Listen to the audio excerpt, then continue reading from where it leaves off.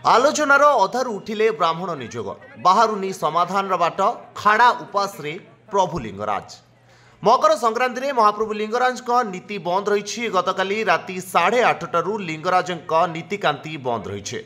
सेवायत विवाद लगी बंद रही नीति।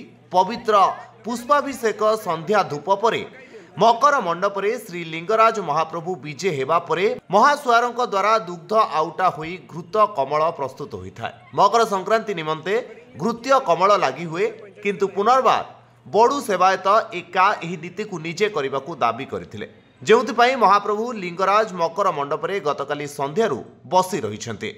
ना कोनोसी नीति होईछि ना दियो दक्षिण घर को विजे करिसेंते। सेबटे बैठक विफल होइतिले भी आमे नीतिकांति करिबा पई प्रस्तुत। आमे आम दायित्व करिबा कथा करिछु। आमे दुआर खोलिछु। भक्त माने मकर संक्रांति रे महाप्रभु को दर्शन करिसेंते।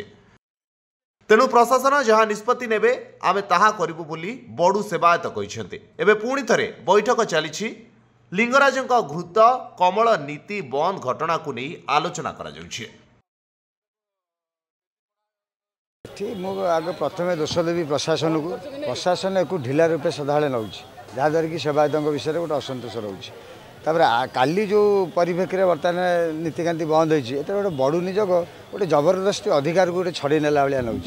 सबुबले बड़ू निजोग ये विशृंखला कर व्यस्त। प्रशासन को भल जना अच्छी ब्राह्मण सेवा से कहवा अधिकार कड़े आसला करवा। ये हूँ काली जो नीति अच्छी से हूँ ब्राह्मण सेवा अधिकार तंकर नहीं से कम सी करें।